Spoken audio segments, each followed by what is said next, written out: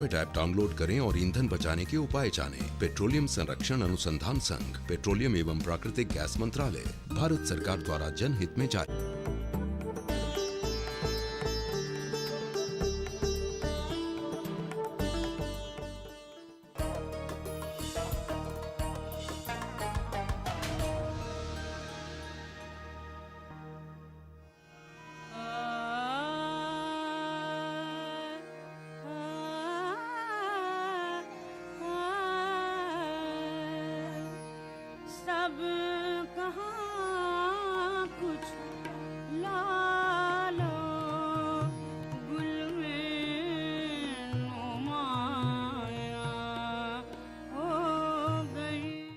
नाजरीन आदाब, आप देख रहे हैं प्रोग्राम शेर व सुखन। मैं हूं आपका मेज़बान शफ़ी अयूब। शेर व सुखन एक ख़ूबसूरत प्रोग्राम, डीडी उर्दू का ख़ुसूसी प्रोग्राम, जिसमें हम बात करते हैं किसी शायर की और बात करते हैं उसकी शायरी की। हम शख्सियत के कुछ पहलुओं पे भी बात करते हैं, कुछ जाने अनजाने पहलुओं पे। हम खूबसूरत कलाम सुनते हैं, वो कलाम जिसे शायद मौसीक़ी की धुनों में आपने पहले न सुना हो। इस सिलसिले में आज हम बात करेंगे ज़फ़र गोरखपुरी की। गोरखपुर मशरिक़ी उत्तर प्रदेश का एक तारीख़ी शहर, फ़िराक़ गोरखपुरी का शहर, प्रोफ़ेसर रघुपत सहाय फ़िराक़ गोरखपुरी, प्रोफ़ेसर मजनू गोरखपुरी का शहर, हिंदी गोरखपुरी और इबरत गोरखपुरी का भी शहर है। ये बाबा गोरखनाथ की धरती है। एक तरफ गौतम बुद्ध और दूसरी तरफ कबीर विराजमान हैं। इसी धरती ने उर्दू शेर व अदब को ज़फ़रुद्दीन नाम का एक शख्स दिया, जो मुंबई पहुंचकर ज़फ़र गोरखपुरी के नाम से इल्म से फ़िल्म तक अपनी कामयाबी के वो तमाम रिकॉर्ड कायम किए जो अनमिट हैं। ज़फ़र गोरखपुरी ने ग़ज़लें कहीं, नज़में कहीं, गीत लिखे, दोहे लिखे, तमाम असनाफ़े सुखन में तबाह आज़माई की है। ज़फ़र गोरखपुरी के मजमूए पसंद किए गए। ज़फ़र गोरखपुरी का कलाम मौसीक़ारों ने अपनी धुनों से सजाया, गुलकारों ने उसे आवाज़ दी है। गोरखपुर के बांस गांव में, एक छोटे से गांव में पैदा हुए ज़फ़र साहब। प्रारंभिक पढ़ाई, प्राइमरी तक की पढ़ाई उन्होंने अपने गांव में पूरी की। फिर उनके पिता मुंबई में, जो तब बम्बई होता था, वहां काम करते थे, पिता के पास चले गए। वहीं रहते हुए थोड़ी बहुत पढ़ाई की और वहां स्कूल में अध्यापक हुए। वहीं पर जो अदब की दुनिया है उसके संपर्क में आए, शायरों के संपर्क में आए और लिखना शुरू किया। पहली बार फ़िराक़ गोरखपुरी के पास कह सकते हैं आप, या फ़िराक़ गोरखपुरी से उनके मुलाकात एक मुशायरे में हुई, जहाँ पर इन्होंने पहली बार मुशायरा पढ़ा था और फ़िराक़ साहब ने इनकी खूब तारीफ़ की और कहा कि यह लड़का बहुत आगे जाएगा, बड़ा शायर बनेगा। यह भी एक बड़ा संयोग है जिस पर शायद लोगों की निगाह नहीं गई है कि फ़िराक़ साहब और ज़फ़र साहब दोनों के नाम में ही सिर्फ गोरखपुरी नहीं है, बल्कि गोरखपुर में भी एक ही हिस्से बांसगांव से दोनों आते हैं। दोनों की ज़मीन एक है, गांव भी आसपास हैं दोनों के। और फ़िराक़ साहब के पिता मुंशी गोरख प्रसाद इबरत, जो प्रेमचंद के दोस्त थे, वो भी बड़े शायर थे उस दौर के। बांसगांव की ज़मीन यानी गोरखपुर में भी आप देखें तो बड़ी जरखेज़ ज़मीन है, बड़ी उर्वर ज़मीन है वो। और वहाँ पर बाद के दौर में हिंदी के एक बड़े नक्काद परमानंद श्रीवास्तव उसी अंचल से आते हैं। और पूरी तरह गोरखपुर को देखें तो 1935 में ज़फ़र साहब पैदा हुए। यह वह दौर है जब उर्दू के महान नक्काद मजनू गोरखपुरी गोरखपुर में होते थे। बाद के दौर में वो अलीगढ़ आए और फिर पाकिस्तान चले गए, लेकिन उस दौर में वो गोरखपुर में थे। और आज भी उर्दू में जो आलोचना की दुनिया है, क्रिटिसिज्म की दुनिया है, लिटरेरी क्रिटिसिज्म की, वो मजनू गोरखपुरी के बिना पूरी नहीं हो सकती है। एक मामूली परिवार में ज़फ़र साहब, ज़फ़रुद्दीन नाम था उनके बचपन का, बेदौली नाम का गांव है उनका, आज भी है वो गांव। और गोरखपुर के लोगों को इस बात की प्रसन्नता है कि ज़फ़र साहब ने गोरखपुर से निकलकर सिर्फ जो गंभीर साहित्य की दुनिया है उसी में नाम नहीं किया, बल्कि जो लोकप्रिय साहित्य संस्कृति की दुनिया है, सिनेमा की दुनिया है, उसमें भी बड़ा मकाम हासिल किया। इश्क में क्या क्या मेरे जुनूं की न बुराई लोगों ने, इश्क में क्या क्या मेरे जुनूं की न बुराई लोगों ने, कुछ तुमने बदनाम किया कुछ आग लगाई लोगों ने, कुछ तुमने बदनाम किया कुछ आग लगाई लोगों ने। ये खूबसूरत कलाम है ज़फ़र गोरखपुरी का। आइए मौसीकी की उस धुन के साथ सुनते हैं जिसे खुसूसी तौर पे डीडी उर्दू ने आपके लिए तैयार किया है। इश्क ने क्या क्या मेरे जुनूं की न बुराई लोगों ने, इश्क ने क्या क्या मेरे जुनूं की न बुराई लोगों ने, कुछ तुमने बदनाम किया कुछ तुमने बदनाम किया, कुछ आग लगाई लोगों ने, इश्क ने क्या क्या मेरे जुनूं की न बुराई लोगों ने, इश्क ने क्या क्या।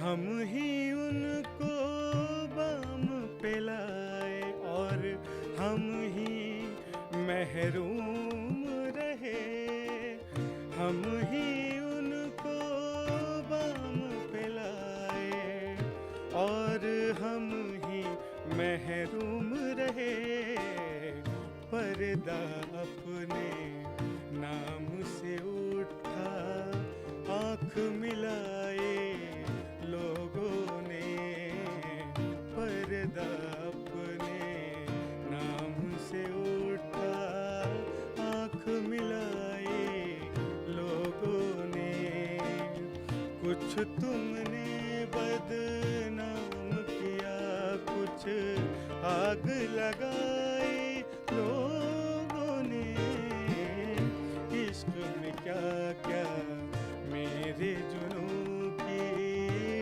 न बुराई लोगों ने, इश्क में क्या क्या।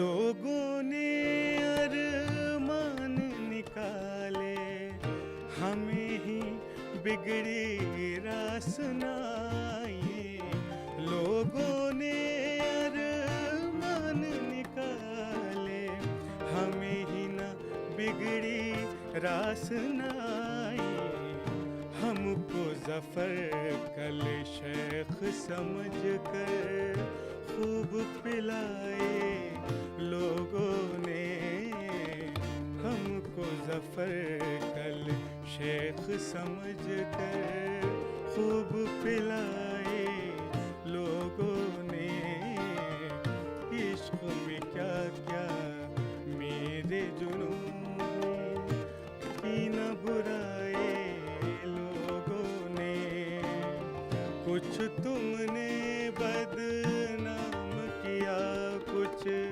आग लगाए लोगों ने, इश्क में क्या क्या मेरे जुनूं की न बुराई लोगों ने, की न बुराई लोगों ने, की न बुराई लोगों ने।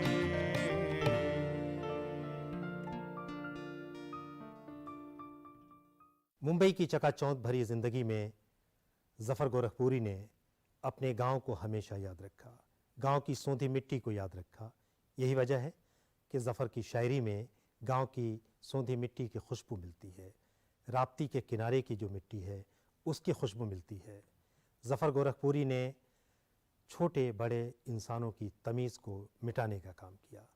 ज़फ़र गोरखपुरी ने गज़लें कहीं, नज़में कहीं, गीत लिखे, लेकिन उनका एक बड़ा कारनामा दोहों के हवाले से है। उर्दू में जब भी दोहा निगारी की बात आएगी तो जमीलुद्दीन आली, भगवान दास एजाज, निदा फाजली और ज़फ़र गोरखपुरी का नाम ज़रूर लिया जाएगा। एक आम आदमी की जिसे ज़बान कहते हैं, उस ज़बान में शायरी का शऊर पैदा किया था ज़फ़र साहब ने। फ़िराक साहब ने अपने एक इंटरव्यू में कहा था, दूरदर्शन को दिए इंटरव्यू में ही कहा था, वो उनके आर्काइव में है दूरदर्शन के, जिसमें उन्होंने कहा था कि सब्जी बेचने वाले की ज़बान में शायरी करके दिखाओ, तब माने ना कि महान शायरी है। पढ़े लिखे लोगों की भाषा में शायरी का क्या मतलब है?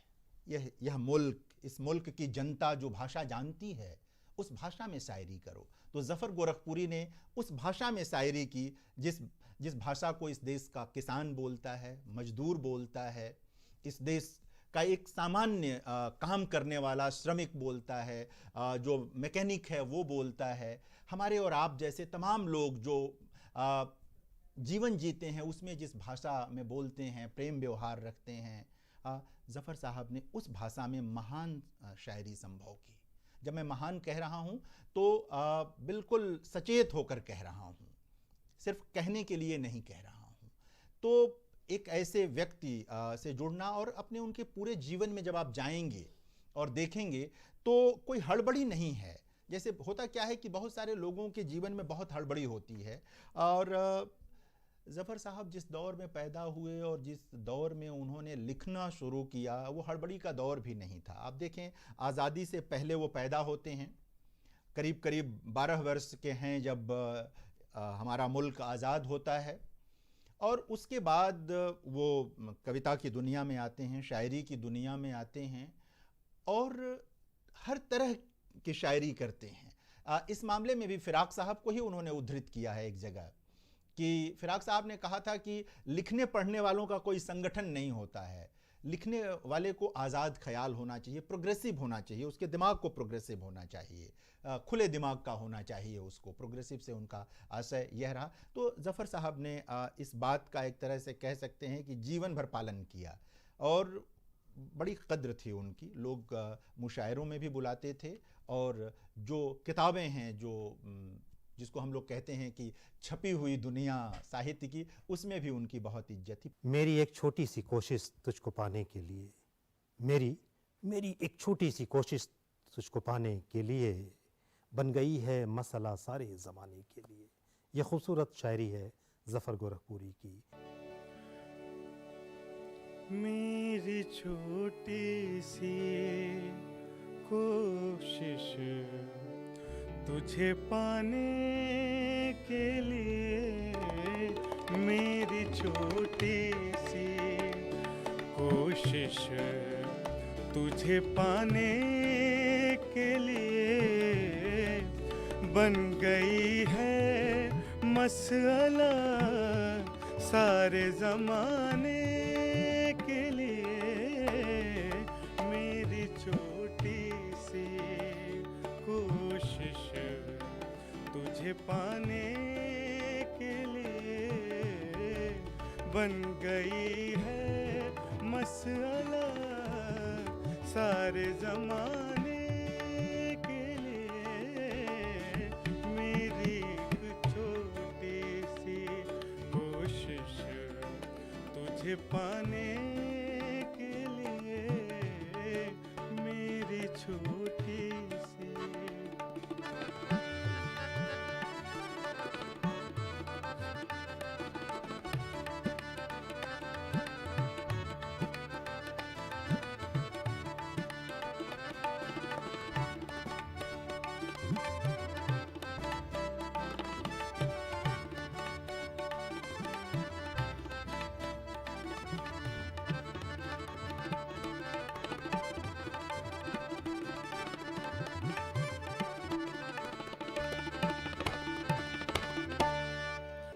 आसमां ऐसा भी क्या खतरा था दिल की आग से। आसमां ऐसा भी क्या खतरा था दिल की आग से। इतनी बारिश एक शोले को बुझाने के लिए, इतनी बारिश एक शोले को बुझाने के लिए बन गई है मसला सारे जमाने के लिए। मेरी एक छोटी सी कोशिश तुझे पाने के लिए, मेरी छोटी सी।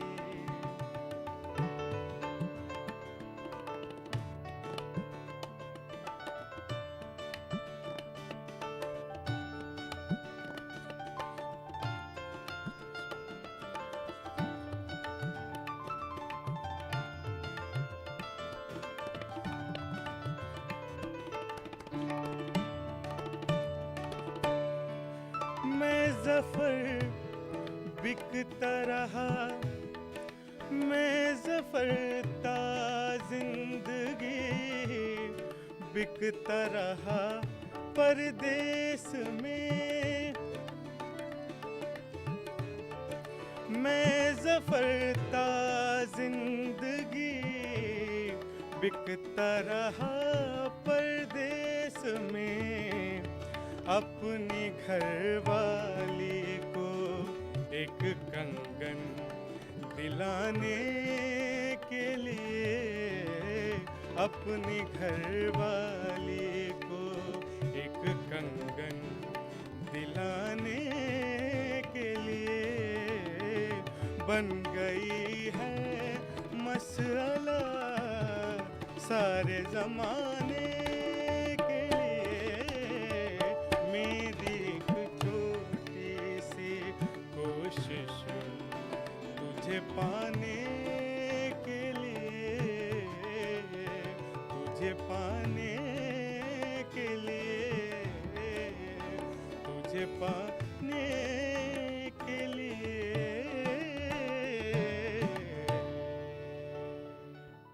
ज़फ़र गोरखपुरी एक तरफ रसाइल में छपते और पसंद किए जाते थे, मुशायरों में मकबूल थे, तो दूसरी तरफ हिंदुस्तान के तमाम मुमताज़ गुलकारों ने ज़फ़र गोरखपुरी का कलाम अपनी आवाज़ में गाया। 5 उनके संग्रह प्रकाशित हुए उनके जीवन में, और अंतराल पर एक कह सकते हैं कि वक्फा जो है वो उनके बीच में है। पहला जो उनका संग्रह आया 1962 में आया, तेशा नाम का संग्रह था वो, तेशा नाम से वो संग्रह आया 1962 में। जो दूसरा संग्रह आया वो 13 वर्ष बाद 1975 में आया। आप देखें अंतराल, देखें कि कोई हड़बड़ी नहीं है, 12 से 13 वर्ष का अंतर है। एक जो कलेक्शन आता है और अगला कलेक्शन आता है, और वो वादिये संग नाम से वो आया। फिर जो तीसरा आया वो लगभग 11 वर्ष बाद 1986 में वो उनका संकलन आया, और वो संकलन जो था वो गोखरू के फूल। आप देखिए नाम भी अगर देखिएगा इस शायर के जो कलेक्शंस हैं उनके कलेक्शन के नाम देखिएगा तो लगेगा कि कितना धरती से जुड़ा आदमी है, कितना जमीन से जुड़ा आदमी है ये। कोई वायवीय नाम नहीं है, कोई चमकाने का उद्देश्य नहीं है कि कोई बड़ा चमकदार सा नाम रख दें कि कोई एकदम सुनते ही एकदम कह रहे क्या कर दिया। एकदम हम और आप जिस तरह सोचते हैं उस तरह की बात लेकर के ये आदमी आता है हमारे पास।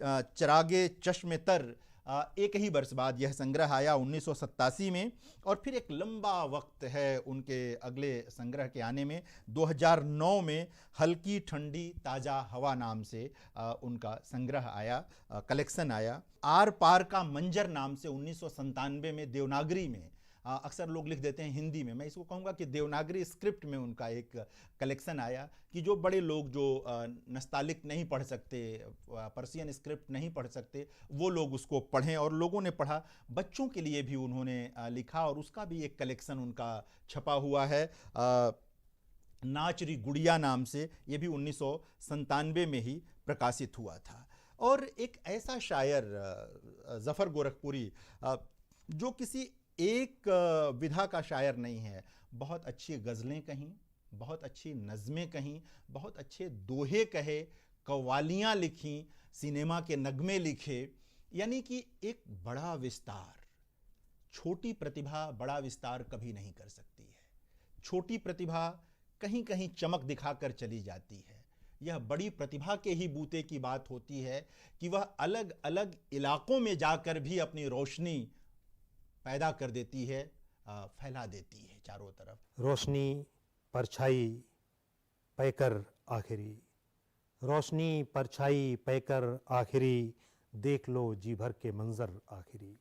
छोटी बहर में गज़ल कहना हमेशा मुश्किल काम होता है, लेकिन ज़फ़र गोरखपुरी जो कि उस्ताद शायर थे, शायरी पे उबूर था, इसलिए वो तवील बहरों में भी उतने ही कामयाब हैं जितनी छोटी बहरों की गज़ल में कि रोशनी परछाई पैकर आखिरी, देख लो जी भर के मंजर आखिरी। आइए ये खूबसूरत कलाम सुनते हैं।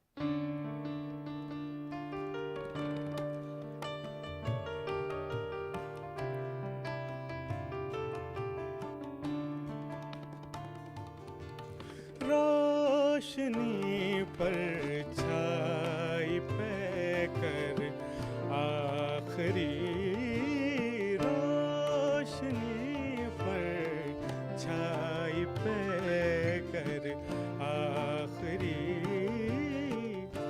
देख लो जी भर के मंजर आखिरी, देख लो जी भर के मंजर आखिरी, रोशनी परछाई पैकर आखिरी, रोशनी परछाई।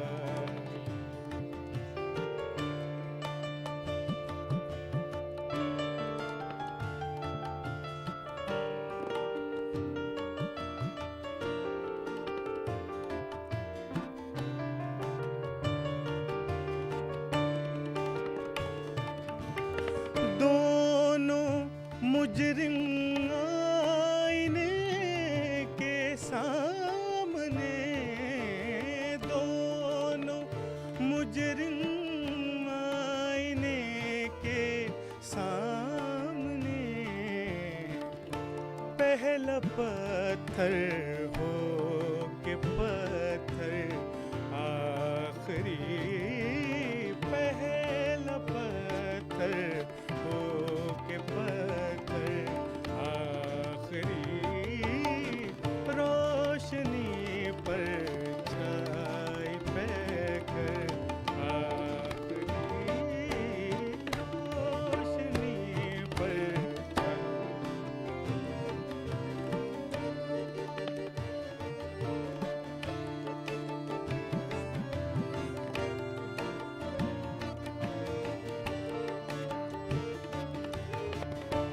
ये भी टूटा तो कहाँ जाएंगे हम, ये भी टूटा तो कहाँ जाएंगे हम, एक तस्वीर ही तो घर है आखिरी, एक तस्वीर ही तो घर है आखिरी, रोशनी परछाई पैकर आखिरी।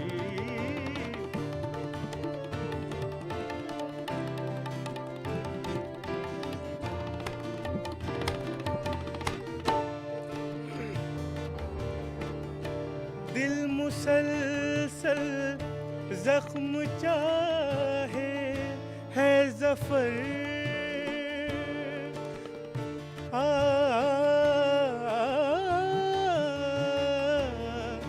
मद सनि सग सनि सदनि मदनि स मदनि स मदनि स दिल मुसलसल जख्म चाहे है जफर और उसके पास पत्थर आखिरी और उसके पास पत्थर आखिरी रोशनी पर छाई पैर आखिरी देख लूं जी भर के मंजर आखिरी रोशनी पर छाई पैकर आखिरी रोशनी पर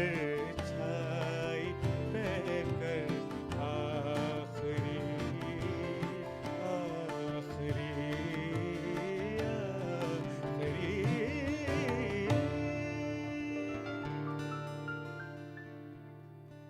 ज़फ़र ज़िंदा रहूँगा मैं हमेशा इस ताल्लुक़ से, ज़फ़र ज़िंदा रहूँगा मैं हमेशा इस ताल्लुक़ से कि मेरा अहद मेरी शायरी में सांस लेता है।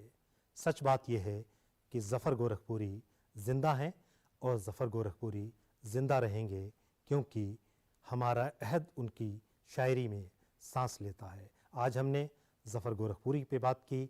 उम्मीद है हमारे दीगर प्रोग्राम की तरह ये एपिसोड भी आपने पसंद किया होगा। अपनी राय से हमें ज़रूर नवाजते रहें। अगले एपिसोड में फिर मुलाकात होगी एक बड़ी शख्सियत के साथ, एक मुमताज़ शायर के साथ, खूबसूरत कलाम के साथ। तब तक शफ़ी अय्यूब को दीजिए इजाज़त। खुदा हाफिज़।